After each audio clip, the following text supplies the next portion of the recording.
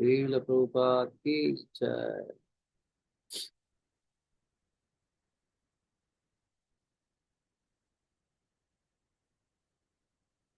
ना तो वाहम जातु नासम ना त्वं नेमे जनाधिपा ना चेव्य न भविष्यामा सर्वे वयमत परम। ऐसा कभी नहीं हुआ कि मैं ना रहा हूँ या तुम न रहे हो अथवा ये राजा न रहे हों, और न ऐसा है कि भविष्य में हम लोग नहीं रहेंगे। तात्पर्य श्रील प्रभुपाद के द्वारा। श्रील प्रभुपाद की जय। वेदों में कठोपनिषद में तथा श्वेताश्वर उपनिषद में भी कहा गया है कि श्री भगवान असंख्य जीवों के कर्म तथा कर्म फलों के अनुसार उनकी अपनी परिस्थितियों में पालक हैं।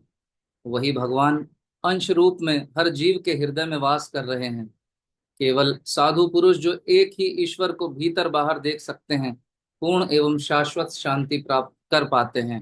नित्यो नित्यानाम चैतन्य चेतना नाम एको बहुना यो विधि विधाति कामान तमात्मतस्थम ये अनुपश्यन्ति धीरास्तेषां शांति शावती ने नेत्रेशम। कठोपनिषद 2.2.13। जो वैदिक ज्ञान अर्जुन को प्रदान किया गया वही विश्व के उन समस्त पुरुषों को प्रदान किया जाता है जो विद्वान होने का दावा तो करते हैं किंतु जिनकी ज्ञान राशि न्यून है।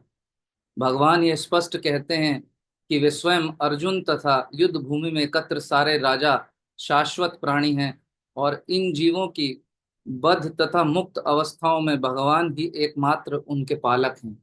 भगवान परम पुरुष हैं तथा भगवान का चीर संगी अर्जुन एवं वहां पर एकत्र सारे राजागण शाश्वत पुरुष हैं। ऐसा ऐसा नहीं है कि ये भूतकाल में प्राणियों के रूप में अलग अलग उपस्थित नहीं थे, और ऐसा भी नहीं है कि ये शाश्वत पुरुष बने नहीं रहेंगे। उनका अस्तित्व भूतकाल में था और भविष्य में भी निर्बाध रूप से बना रहेगा। अतः किसी के लिए भी शोक करने की कोई बात नहीं है। तो तात्पर्य काफी लंबा है, आप स्वयं पढ़ सकते हैं इसको। इसको थोड़ा सा इसके ऊपर चर्चा करेंगे। तो ये बहुत महत्वपूर्ण बात यहाँ पर जो है भगवान अब अर्जुन के माध्यम से हमें बता रहे हैं। पिछले श्लोक में भगवान श्री कृष्ण गुरु के रूप में आ चुके थे और अर्जुन भगवान का शिष्य बन चुका है, और भगवान ने अर्जुन को डांट लगाई। और अब इस श्लोक में भगवान अर्जुन को ब्रह्म ज्ञान का उपदेश दे रहे हैं जो कि गीता के ज्ञान का आधार बनने वाला है। ये जो बात भगवान ने अभी कही है अर्जुन को, ये श्लोक वास्तव में गीता के संपूर्ण ज्ञान का आधार है, बेसमेंट है, जैसे नींव भरते हैं वो है। यहाँ भगवान अर्जुन की तो आंखें खोल ही रहे हैं, साथ साथ जितने भी श्रोतागण हैं या जो पढ़ने वाले हैं भगवत गीता को उन सबकी आंखें खोल रहे हैं। भगवान क्या बता रहे हैं यहाँ पर, बहुत ही महत्वपूर्ण बात है कि जीवात्मा का अस्तित्व सदा रहेगा। शरीर भले ही वो जीवात्मा अलग अलग धारण करे, देहिनो अस्मिन यथा देहे कौमारम यौवनम जरा। हम ये जीवात्मा जो है एक शरीर से दूसरे शरीर में जो है विचरण करता रहता है। पुराना जीवन, पिछला जीवन या अगला जीवन की तो बात छोड़ दें, हम यदि ध्यान पूर्वक देखें तो इसी जीवन में हम कितने शरीर बदलते हैं। आप सभी जो अभी स्क्रीन पर नजर आ रहे हैं कभी गोदी में खेलते हुए बालक रहे थे। हम सभी, वो छोटा सा बालक का शरीर कहाँ है आज? वो कहीं नहीं है। That doesn't exist. आज एक बड़े व्यक्ति का शरीर आ चुका है, हम वही हैं। हमें कभी लगता ही नहीं कि परिवर्तन हुआ। जब छोटे थे, पांचवी छठी क्लास में पढ़ते थे, उसके बाद कॉलेज में आए, या आज जब जॉब कर रहे हैं या जब हमारे बच्चे जॉब करने लगे, हमें कभी नहीं लगता कि हम बदल गए। परंतु हम यानी कि जीवात्मा शरीर को निरंतर बदल रहा है। कभी एक बालक थे, कभी युवा हुए, फिर उसके बाद वृद्ध अवस्था में चले गए। जो वृद्ध हैं आज, कहाँ है उनका वो युवा शरीर? या जो युवा है कहाँ है उनका वो बाल्यकाल वाला शरीर? कहीं नहीं है। तो ये आधार है भगवत गीता के ज्ञान का, जो बात यहाँ पर भगवान समझा रहे हैं। तो जीवात्मा शरीर बदलता रहता है, कभी इस ब्रह्मांड में तो कभी भगवान के धाम में। जो भगवान की अच्छे से भक्ति करता है व्यक्ति, वो भगवान के धाम चला जाता है, लेकिन शरीर उसको मिलता है। यहाँ भौतिक शरीर, इस हाड़ मांस नसों हड्डियों का शरीर, खून बहता है जिसमें।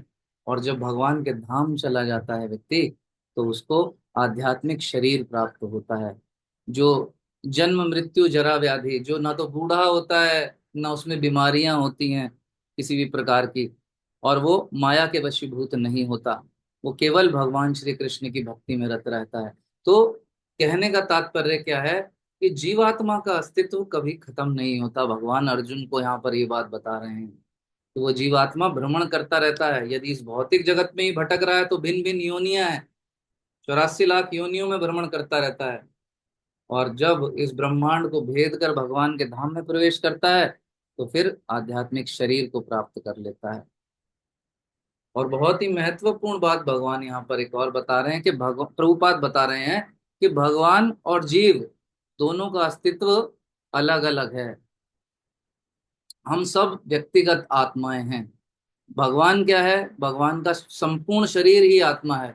हमारा छोटा हम आत्मा है, परंतु हम भौतिक आवरण में फंसे हुए हैं, इस भौतिक शरीर के अंदर जीवात्मा रूप में है। भगवान कह रहे हैं कि सबका अस्तित्व बना रहेगा, ये जितने भी राजा हैं, किसी का भी अस्तित्व खत्म होने वाला नहीं है अर्जुन, इसमें कोई संशय नहीं है। और चूंकि भगवान ये बात कह रहे हैं, तो हमें भी संशय नहीं होना चाहिए। ये बात एकदम प्रमाणिक है, क्योंकि भगवान कह रहे हैं। और जितने भी शास्त्र हैं इस बात को स्वीकारते हैं कि जीवात्मा शाश्वत है, नियत है, कभी वो मरती नहीं। सभी आचार्य स्वीकार करते हैं। प्रभुपाद बता रहे हैं कि रामानुजाचार्य जैसे महान आचार्यों ने और अन्य आचार्यों ने भी इस बात को स्वीकार कर लिया है। लेकिन मायावादी लोग इस बात को स्वीकार नहीं करते। वो आत्मा के अस्तित्व को मानते ही नहीं, शरीर को ही सब कुछ मानते हैं, इस शरीर के स्तर पे ही सब कुछ करना चाहते हैं, इस शरीर को ही आनंद देना चाहते हैं। आत्मा के ज्ञान से कोई लेना देना नहीं है उनको। इस शरीर को मटर पनीर पिज्जा देना है, एसी में रखना है, अच्छे से सजाना संवारना है, लेकिन इस शरीर को चलाने वाला जो ड्राइवर है, जो जीवात्मा है, उसके प्रति ना तो उनको कोई ज्ञान है, ना ही उसके अस्तित्व को स्वीकार करते हैं। परंतु भगवान अर्जुन को जो ज्ञान दे रहे हैं, इसके बिल्कुल विपरीत है वो ज्ञान। और मायावादी तो ये भी कहते हैं कि भगवान का भी जो अस्तित्व है वो कैसा है? भौतिक है। ऐसे व्यक्तियों के लिए प्रभुपाद कहते हैं जो भगवान को भौतिक स्तर पर मानते हैं कि ये श्री कृष्ण भी तो एक व्यक्ति ही थे, आए और चले गए, उनका भी जन्म हुआ, वो मर गए एक साधारण जीव की तरह। एक माता पिता का जैसे मिलन होता और संतान पैदा उत्पन्न होती है, ऐसे ही श्री कृष्ण की भी उत्पत्ति हुई। तो ऐसे मूर्खों को भगवत गीता का ज्ञान कभी प्राप्त नहीं हो सकता, प्रभुपाद कह रहे हैं। और ऐसे व्यक्तियों के द्वारा जब किसी को ये ज्ञान दिया जाता है, आजकल आपने देखा होगा, सो कॉल्ड भगवत गीता का ज्ञान देने वाले ऐसे बहुत सारे लोग हैं। तो प्रभुपाद कहते हैं ऐसे मूर्खों से कभी भी ज्ञान भगवत गीता का लेना नहीं चाहिए, और ना ही ऐसे व्यक्तियों के पास जाना चाहिए हमें सुनने के लिए। भगवान स्वयं बता रहे हैं, मयाध्यक्षेण प्रकृति सूयते से चराचरम। ये जो माया है ये मेरी अध्यक्षता में काम करती है। और ये मूर्ख लोग क्या कहते हैं कि भगवान भी माया के वशीभूत एक भौतिक अस्तित्व है और कुछ नहीं। तो इस बात को बहुत हमें बारीकी से समझना पड़ेगा। रूपाद एक बात और बता रहे हैं यहाँ पर कि भगवान और जीव दोनों का ही अस्तित्व सदा बना रहता है। एक स्थिति होती है मोक्ष की स्थिति, आपने सुना भी होगा, मोक्ष प्राप्त करना चाहता है वो व्यक्ति, या स्नान करने पर, यहाँ पर इस काल में स्नान करने पर मोक्ष की प्राप्ति हो जाती है। तो क्या है वो मोक्ष? ईश्वर में विलीन हो जाना, यानी क्या बोलते हैं वो, ज्योति का ज्योति में मिल जाना। लेकिन भक्त जो है ऐसी मोक्ष की भत्सना करते हैं। क्यों? क्योंकि जब जीवात्मा भगवान में मिल जाती है, तो फिर जीवात्मा का अपना अस्तित्व, अपनी आइडेंटिटी खत्म हो जाती है। और जब उसकी अपनी आइडेंटिटी खत्म हो जाती है, तो फिर ऐसा व्यक्ति सेवाओं से भी मुक्त हो जाता है। और भक्त की एकमात्र इच्छा क्या है? भगवान की सेवा। इसलिए भक्त मुक्ति नहीं चाहता, मुक्ति भक्तों के द्वार पर खड़ी रहती है, और भक्त मुक्ति की तरफ देखना भी पसंद नहीं करते। क्यों? क्योंकि भक्त सदैव भगवान की सेवा चाहते हैं। आगे प्रभुपाद बताते हैं कि जीव भगवान का अंश है, परंतु भगवान श्रेष्ठ हैं। सामान्य जीव जो है गीता जैसा ज्ञान कभी प्रदान नहीं कर सकता। यहाँ पर प्रभुपाद जी जो है भगवान की जो टॉप मोस्ट पोजीशन है उसको स्थापित कर रहे हैं पाठकों के मन में। क्योंकि सामान्यतः लोगों के मन में रहता है तो कृष्ण भी तो सामान्य व्यक्ति की भांति ही है। लेकिन सामान्य जीव गीता जैसा अद्भुत ज्ञान प्रदान नहीं कर सकता। क्यों? क्योंकि प्रभुपाद बताते हैं कि सामान्य जीव चार दोषों से घिरा हुआ है। क्या है वो चार दोष? पहला है भौतिक, जो बद्ध जीव है वो भ्रमित रहता है सदा। वो भ्रम में ही रहता है, क्या सही है क्या गलत सही से वो पकड़ ही नहीं पाता। दूसरा, त्रुटियां करता है, फुल ऑफ मिस्टेक्स। तीसरा है उसके अंदर धोखा देने की प्रवृत्ति होती है। और चौथा दोष है उसकी इंद्रियां अपूर्ण हैं। तो अपनी इस भौतिक इंद्रियों के द्वारा वो गीता जैसा महान ज्ञान दे ही नहीं सकता। भगवान श्री कृष्ण ने दिया वो ज्ञान, तो ये प्रमाण है इस बात का कि भगवान श्री कृष्ण भौतिक नहीं आध्यात्मिक हैं और स्वयं भगवान है। और ऐसा ज्ञान जिसका कोई वर्जन नहीं आया कभी, जो बोल दिया 5,000 साल पहले। आज के वैज्ञानिकों की तरह नहीं कि आज कुछ बोला नेक्स्ट डे कुछ और थ्योरी। बिग बैंग थ्योरी के 7 वर्जन आ चुके हैं, सोचिए। क्या है वो, मजाक है और कुछ नहीं। इसलिए प्रभुपाद जी गीता में अपने मन से कुछ नहीं कहते। प्रभुपाद जी जो भी कुछ कह रहे हैं वो श्री कृष्ण ने जो कहा था उसी को दोहरा रहे हैं। प्रभुपाद जी किसी को ठग नहीं रहे। श्री कृष्ण से आ रही गुरु परंपरा में जो ज्ञान प्राप्त हुआ शिला प्रभुपाद को, वही शिला प्रभुपाद अपनी भगवत गीता यथारूप के माध्यम से हमें परोस रहे हैं। और प्रभुपाद के द्वारा दिए हुए ज्ञान को ही हम आप तक पहुंचाने का प्रयास कर रहे हैं। इसमें कोई ठग विद्या नहीं है। भगवान द्वारा दिया गया ये ज्ञान जो है आध्यात्मिक स्तर पर है, भौतिक स्तर पर नहीं। ये ज्ञान जो है वास्तव में आत्मा का ज्ञान है। इसलिए इसको प्रभुपाद ने कहा यथारूप, भगवत गीता यथारूप। आजकल बहुत सारे ढोंगी सो कॉल्ड जो ज्ञानी लोग हैं वो कुछ भी लिखते हैं। आजकल आपने सुना भी होगा, बहुत सारी रील्स आती हैं, भगवत गीता में ऐसा कहा गया है। कुछ भी बोल देते हैं ऐसा लिखकर, ऊपर लिखा आता है कि भगवत गीता में ऐसा कहा गया है। क्या लाए थे, क्या ले जाओगे। आजकल लव कोटेशन, जो college going boys and girls हैं उनके लिए लव कोटेशन, गीता में ऐसा कहा गया है। क्यों? क्योंकि मूर्ख लोगों को पता ही नहीं वास्तव में गीता में क्या कहा गया है। हम पढ़ सकते हैं, अभी आप पढ़ेंगे भगवत गीता पूरी वर्ष बाय वर्ष, आप कहीं नहीं पाएंगे कि भगवान कह रहे हैं तो क्या लाए थे क्या ले जाओगे। ये बकवास कहीं नहीं कह रहे हैं भगवान। तो प्रभुपाद कह रहे हैं सावधान रहना है ऐसे ठगों से। ऐसा ज्ञान बांटने वाले ठग चारों ओर हैं। और ऐसा ज्ञान लेने वाले जो लोग हैं वो वास्तव में उस मधुमक्खी की तरह हैं जो बाहर से शहद की बोतल को चाट रहे हैं। वास्तव में पात्र को खोले बिना शहद को नहीं चखा जा सकता।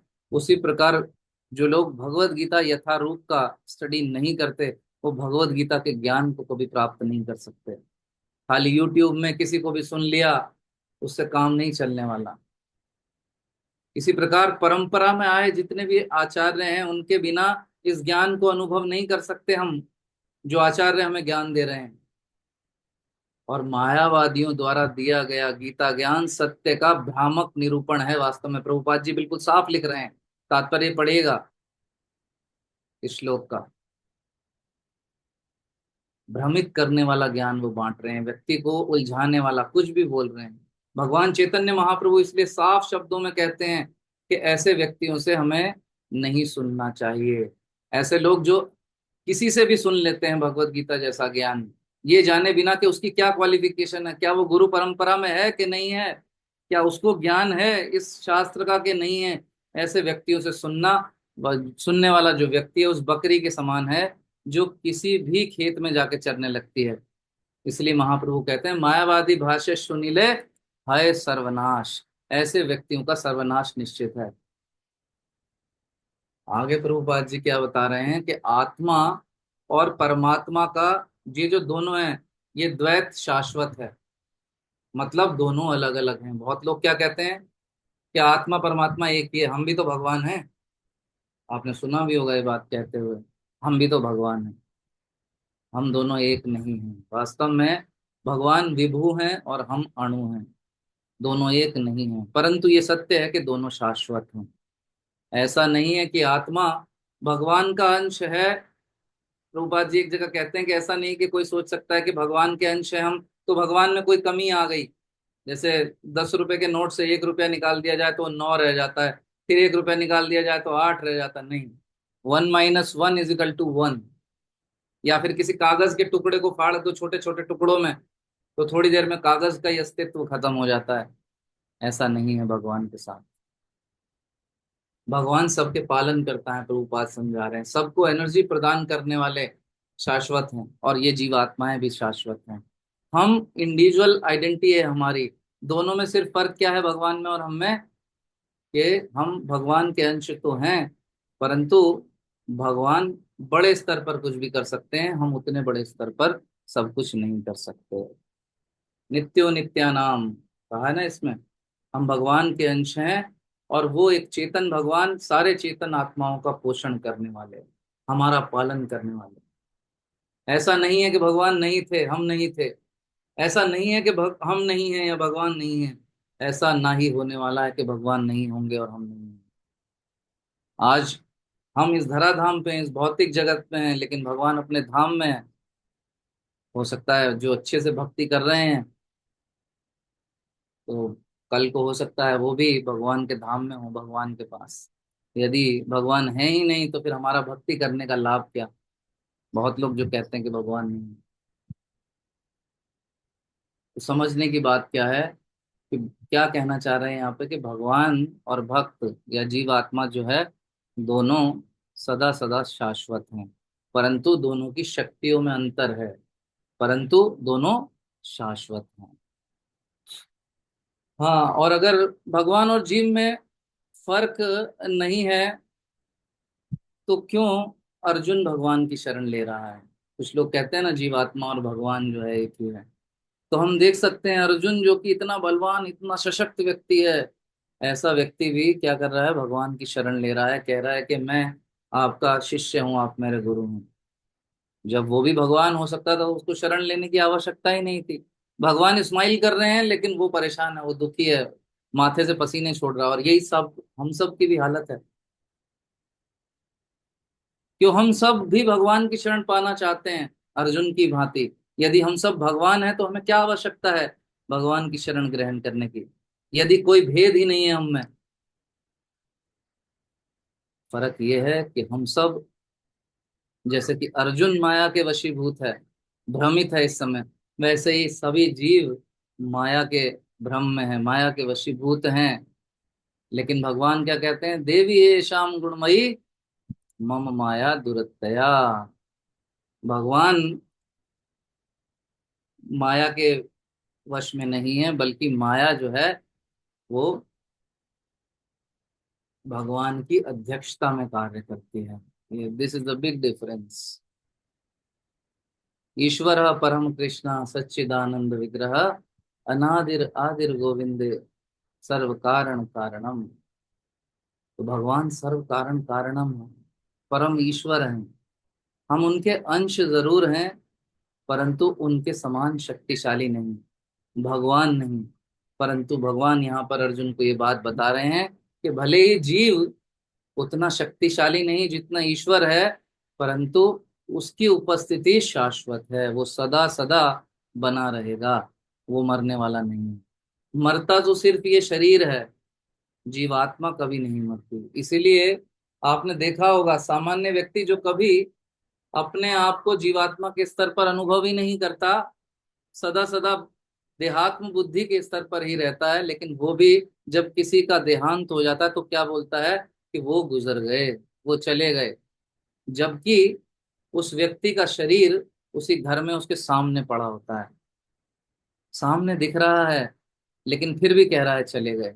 यानी उस समय वो भेद कर रहा है कि जो व्यक्ति था वास्तव में वो एक शरीर नहीं था, वो एक भगवान का एक शाश्वत अंश था, जिसका इस शरीर के मरने से कोई लेना देना नहीं है। ये शरीर ने सांस लेना बंद कर दिया, एक्सपायर हो गया, इसका टाइम पीरियड खत्म, शेल्फ लाइफ खत्म हो गई इस शरीर की। लेकिन जो वो व्यक्ति था वो अभी भी है, और वो चलकर कहीं चला गया, वो ये नहीं जानता, क्योंकि उसकी बुद्धि जितनी है वो उतना ही बता सकता है। एक सामान्य बद्ध जीव को ये नहीं पता कि जीव अब भ्रमण करके कहाँ चला गया, किस योनि में चला गया, इसी ब्रह्मांड में विचरण करने वाला है कि भगवान के धाम चला गया, या किसी और ब्रह्मांड में प्रवेश करने वाला है। He doesn't know that thing. परंतु वो ये जान जान रहा है कि वो जो जीवात्मा थी वो अब इस शरीर को छोड़कर चली गई। जिस प्रकार हम लोग अपने जीवन में कपड़े बदलते हैं, उसी प्रकार जीवात्मा इस शरीर को बदलती है, और वो शाश्वत है। तो ऐसा सामान्य व्यक्ति भी आध्यात्मिकता का सबसे उच्चिष्ट ज्ञान जो भगवान यहाँ अर्जुन को प्रदान कर रहे हैं उसकी व्याख्या करने लगता है। लेकिन अपने जीवन काल में स्वयं उसका अनुभव न करने के कारण बस वो मुख से बोलता है, वो अनुभव नहीं करता। उसके लिए बोलता है, मृत व्यक्ति के लिए, कि वो चले गए, परंतु अपने लिए अनुभव नहीं करता कि मैं शरीर नहीं आत्मा हूं। वो अपनी पहचान सिर्फ इस शरीर से ही करता है जिसको वो धारण किए खड़ा रहता है। तो महत्वपूर्ण बात क्या है, क्यों आधार कह रहे हैं प्रभुपाद इस श्लोक को भगवत गीता का? क्योंकि यहाँ पर भगवान अर्जुन को साफ साफ बता रहे हैं कि ये जो जीव है उसकी उपस्थिति शाश्वत बनी रहने वाली है। वो या तो इस भौतिक जगत में रहेगा, या आध्यात्मिक जगत में रहेगा, इस ब्रह्मांड में रहेगा, नहीं तो किसी और ब्रह्मांड में रहेगा, नहीं मरने वाला वो। ना तो अग्नि जला सकती है उस जीवात्मा को, ना शस्त्र काट सकता है, ना पानी गला सकता है, कुछ भी, ना भूख उसको लगेगी, ना वो भूख से तड़प के मरने वाला है, नहीं। तो जीवात्मा की उपस्थिति सदा सदा शाश्वत है। तो अर्जुन को भगवान कह रहे हैं कि जितने भी सारे राजा हैं, ऐसा नहीं है कि कल नहीं थे। हे अर्जुन, ये कल भी थे और कल रहेंगे भी। तो व्यर्थ का शोक छोड़ो, शस्त्र उठाओ और युद्ध करो। तो भगवान अर्जुन को कह रहे हैं कि किसी भी प्रकार के शोक करने की तुम्हें आवश्यकता नहीं है अर्जुन, तुम्हें सिर्फ आवश्यकता है युद्ध करने की। इस समय तुम्हारा कर्तव्य, क्षत्रिय का कर्तव्य है, अपनी इस दुर्बल मनोवृत्ति का त्याग करो, इसको छोड़ो, दुर्बल मानसिकता को, और धर्म युद्ध के लिए खड़े हो जाओ। ऐसा ही हमारे जीवन में भी है। कभी कभी शरीर पर आने वाले कष्टों को, परेशानियों को हम अपने सिर पे इतना धारण कर लेते हैं कि हम भगवान को भूल जाते हैं।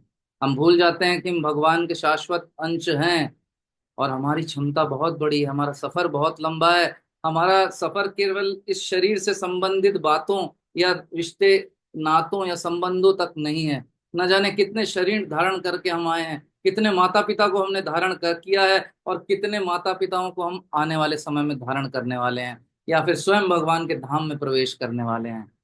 तो अर्जुन, खड़े हो जाओ शस्त्र लेकर। मैं तुम्हें आदेश दे रहा हूं कि तुम्हारा कर्तव्य है इस समय कि तुम इस धर्म युद्ध को करो, और जो मेरी इच्छा है उसको पूर्ण करो। और जितने भी शत्रु पक्ष के राजा हैं, चाहे उसमें तुम्हारे गुरु खड़े हों, चाहे भाई खड़े हों, चाहे ससुर खड़े हों, चाहे पुत्र पौत्र खड़े हों, सबका संहार कर दो, क्योंकि ये मेरा आदेश है। उठो और युद्ध करो।